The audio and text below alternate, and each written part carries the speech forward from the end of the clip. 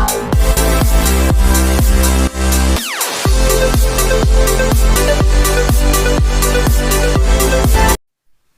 Friends, welcome to our YouTube channel HTD 0.1। आज का ये सीरीज 15 होगा। इसका आज पहला क्वेश्चन है। पहला क्वेश्चन क्या कहता है देखेंगे।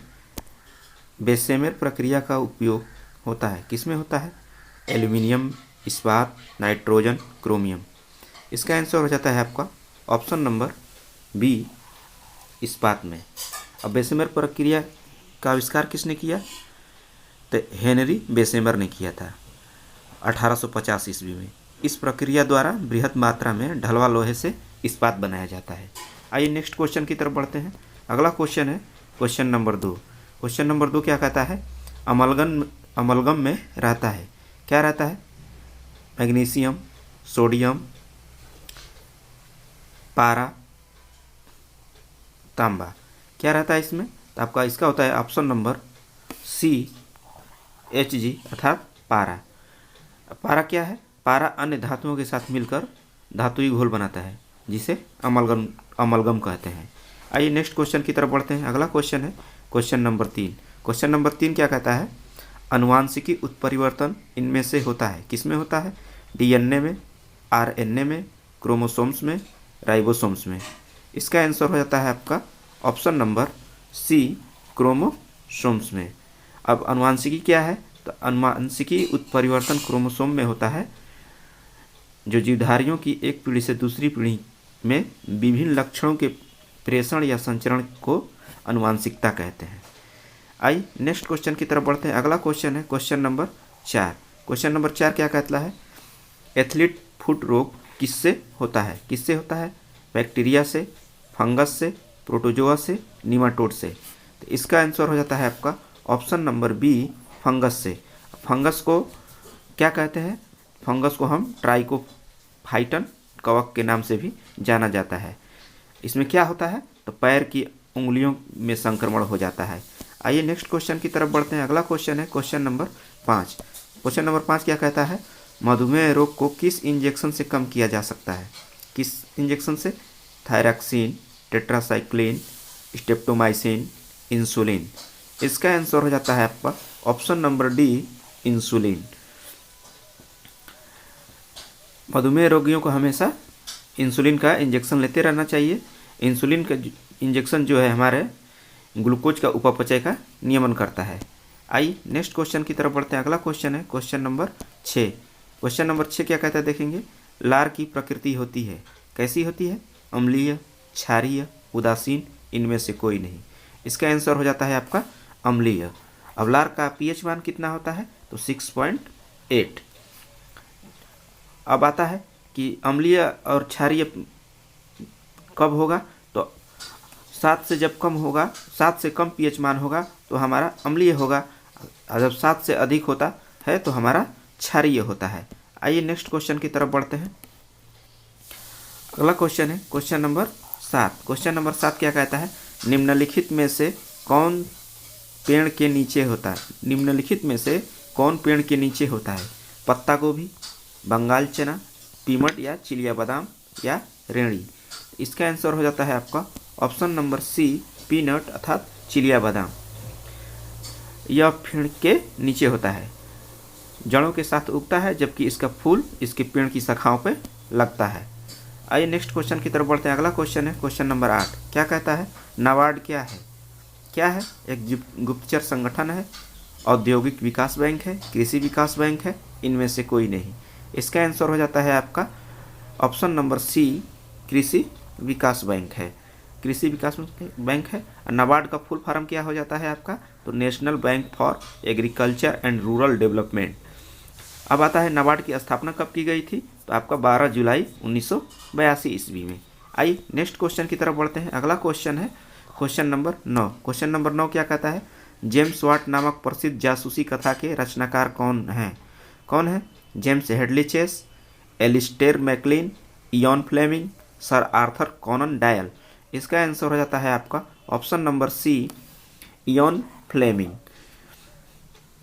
आइए नेक्स्ट क्वेश्चन की तरफ बढ़ते हैं। अगला क्वेश्चन है क्वेश्चन नंबर 10। क्वेश्चन नंबर 10 क्या कहता है? विश्व साक्षरता दिवस किस तारीख को मनाया जाता है? किस तारीख को मनाया जाता है? 8 सितंबर, 21 जून, 22 मई, 25 अप्रैल। इसका आंसर हो जाता है आपका ऑप्शन नंबर ए, 8 सितंबर को। अब विश्व साक्षरता दिवस मनाने का निर्णय कब लिया गया था? तो ये 1965 में यूनेस्को द्वारा यह निर्णय लिया गया था।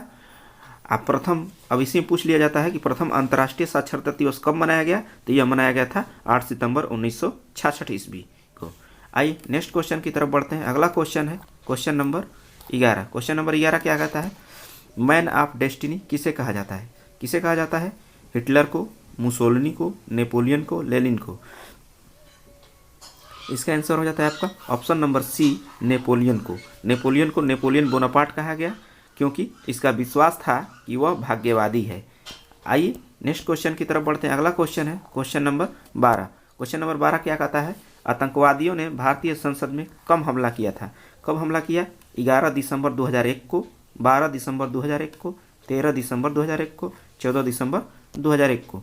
इसका आंसर हो जाता है आपका 13 दिसंबर 2001 को।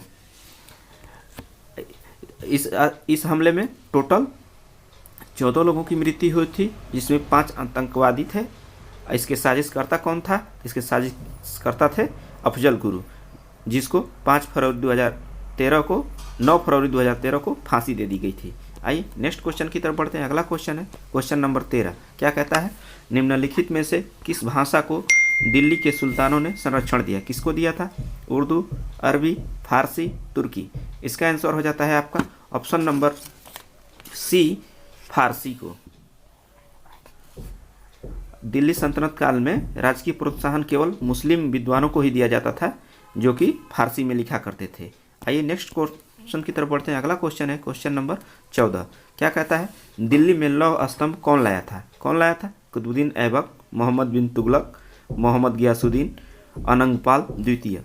इसका आंसर हो जाता है आपका ऑप्शन नंबर डी, अनंगपाल द्वितीय। अब दिल्ली लौह स्तंभ का निर्माण कौन करवाया था? दिल्ली लौह स्तंभ का निर्माण आपका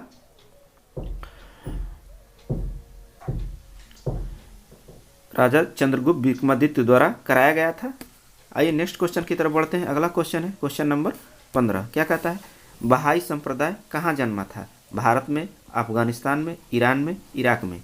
इसका आंसर हो जाता है आपका ऑप्शन नंबर सी, ईरान में।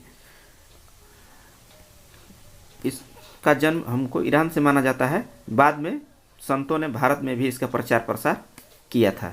आइए नेक्स्ट क्वेश्चन की तरफ बढ़ते हैं। अगला क्वेश्चन है क्वेश्चन नंबर 16। क्या कहता है? सती प्रथा के विरुद्ध किस मुगल शासक ने कदम उठाए थे? जहांगीर ने, अकबर ने, हुमायूं ने, शाहजहां ने। इसका आंसर हो जाता है आपका ऑप्शन नंबर बी, अकबर ने। अब अकबर का शासनकाल कब से कब माना गया है? तो 1556 ईस्वी से लेकर के 1605 ईस्वी तक। यह धर्म सहिष्णु एवं प्रगतिवादी सोच का शासक था। आइए नेक्स्ट क्वेश्चन की तरफ बढ़ते हैं। अगला क्वेश्चन है क्वेश्चन नंबर, अकबर द्वारा दीवान का पूर्ण रूप से दर्जा दिया जाने वाला प्रथम व्यक्ति कौन था? मुनीम खां, मुजफ्फर खां तुर्बती, राजा टोडरमल, आसफ खां। इसका आंसर हो जाता है आपका ऑप्शन नंबर बी, मुजफ्फर खां तुर्बती। आइए नेक्स्ट क्वेश्चन की तरफ बढ़ते हैं। अगला क्वेश्चन है क्वेश्चन नंबर 18। दोहरी शासन नीति को किसने समाप्त किया था? लॉर्ड माउंटबेटन ने, कर्जन ने, लॉर्ड कैनिंग ने, लॉर्ड रिपन ने। इसका आंसर हो जाता है option number C, Lord Canning ने, जो 1858 के एक्ट द्वारा भारत राज्य का सचिव को उस समय का डायरेक्टर्स के बोर्ड द्वारा नियंत्रण बोर्ड, दोनों बोर्डों द्वारा शक्तियाँ प्राप्त हो गई थी।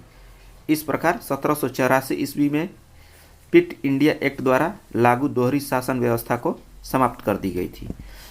तो इसमें पूछ लिया जाता है कि किस शासन व्यवस्था द्वारा समाप्त की गई थी? तो 1784 ईस्वी के एक्ट द्वारा समाप्त कर दी गई थी आपकी। आइए नेक्स्ट क्वेश्चन की तरफ बढ़ते हैं। अगला क्वेश्चन है क्वेश्चन नंबर 19। क्या कहता है? पंचायती राज की त्रिस्तरीय समिति का गठन किसके द्वारा किया गया था? बलवंत राय समिति, अशोक मेहता समिति, विश्वेश्वरैया समिति, सिंधवी समिति। इसका आंसर हो जाता है आपका ऑप्शन नंबर ए, बलवंत राय समिति। इस समिति की सिफारिश के अनुसार ही ग्राम स्तर एवं ग्राम पंचायत खंड स्तर पर पंचायत समिति तथा जिला स्तर पर जिला परिषद का गठन किया गया था। आइए नेक्स्ट क्वेश्चन की तरफ बढ़ते हैं। अगला क्वेश्चन है क्वेश्चन नंबर 20। क्या कहता है? राज्यसभा एक डॉट डॉट है, क्या है? अस्थायी निकाय, अस्थायी निकाय, प्रधानमंत्री के नेतृत्व वाला सदन, बिना स्पीकर वाला सदन। इसका आंसर क्या हो जाता है आपका? इसका आंसर हो जाता है आपका ऑप्शन नंबर ए, अस्थायी निकाय। इसका कभी अस्थायी निकाय राज्यसभा का कभी भी विघटन नहीं होता है। इसके सदस्य 6 वर्ष के लिए चुने जाते हैं। आइए नेक्स्ट क्वेश्चन की तरफ बढ़ते हैं। अगला क्वेश्चन है क्वेश्चन नंबर 21। विधान परिषद का सदस्य बनने के लिए निर्धारित न्यूनतम आयु है 18 वर्ष, 20 वर्ष, 30 वर्ष, 25 वर्ष। इसका आंसर हो जाता है आपका ऑप्शन नंबर सी, 30 वर्ष। इसका उल्लेख हमारे संविधान के अनुच्छेद 173 के ख में निहित है। आइए नेक्स्ट क्वेश्चन की तरफ बढ़ते हैं। क्या कहता है? ब्लैक पैगोडा डॉट डॉट में स्थित है, कहाँ स्थित है? मिस्र, श्रीलंका, कोणार्क, मदुरई। इसका आंसर हो जाता है आपका ऑप्शन नंबर सी, कोणार्क। अब कोणार्क उड़ीसा के पुरी से 30 किलोमीटर दूर समुद्र तट पर स्थित है। कोणार्क मंदिर का निर्माण किसने करवाया था? तो राजा नरसिंह देव प्रथम ने बनवाया था। यह किस देवता के लिए प्रसिद्ध है? तो आपके सूर्य देवता के लिए प्रसिद्ध मंदिर है। आइए नेक्स्ट क्वेश्चन की तरफ बढ़ते हैं। Question number 23। क्वेश्चन नंबर 23 क्या कहता है?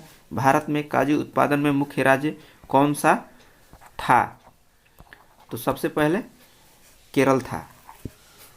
आइए नेक्स्ट क्वेश्चन की तरफ बढ़ते हैं। अगला क्वेश्चन क्या है? शिकारी देवी अभ्यारण्य किस राज्य में है? उत्तर प्रदेश, हिमाचल प्रदेश, जम्मू कश्मीर, असम।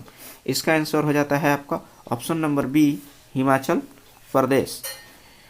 हिमाचल प्रदेश में शिकारी देवी अभ्यारण्य कहाँ स्थित है? तो मंडी जिला में स्थित है। यह लगभग 2850 मीटर की ऊंचाई पर भी स्थित है। आइए नेक्स्ट क्वेश्चन की तरफ बढ़ते हैं। अगला क्वेश्चन है क्वेश्चन नंबर 25। क्या कहता है देखेंगे।